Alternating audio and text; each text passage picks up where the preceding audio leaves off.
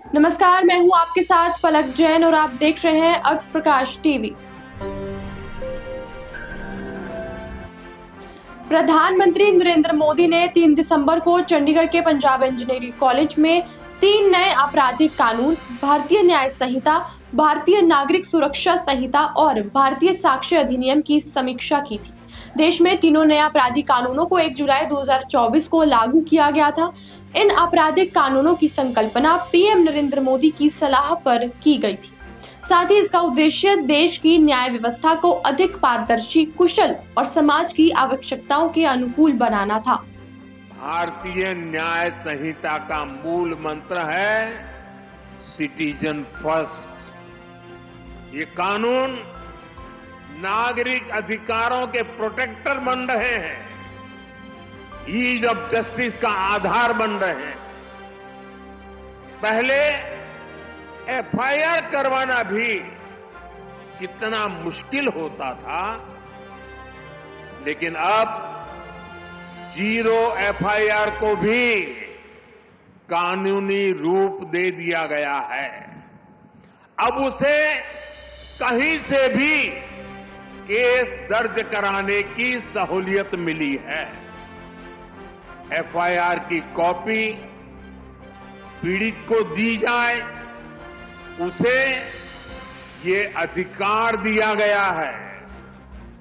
अब आरोपी के ऊपर कोई केस अगर हटाना भी है तो तभी हटेगा जब पीड़ित की सहमति होगी। अब पुलिस किसी भी व्यक्ति को अपनी मर्जी से हिरासत में नहीं ले सकेगी।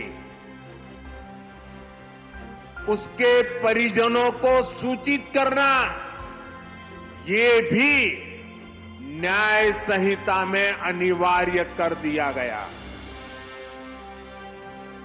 भारतीय न्याय संहिता का एक और पक्ष है उसकी मानवीयता, उसकी संवेदनशीलता।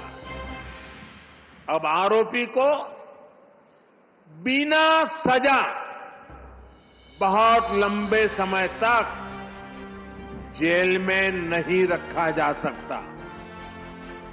अब 3 वर्ष से कम सजा वाले अपराध के मामले में गिरफ्तारी भी हायर अथॉरिटी की सहमति से ही हो सकती है। छोटे अपराधों के लिए अनिवार्य जमानत का प्रावधान भी किया गया है। साधारण अपराधों में सजा की जगह कम्युनिटी सर्विस का विकल्प भी रखा गया है। ये आरोपी को समाज हित में सकारात्मक दिशा में आगे बढ़ने के नए अवसर देगा। इन 3 नए कानूनों के लागू होने के बाद कोर्ट का ये बयान आपको चौंका कर रख देगा।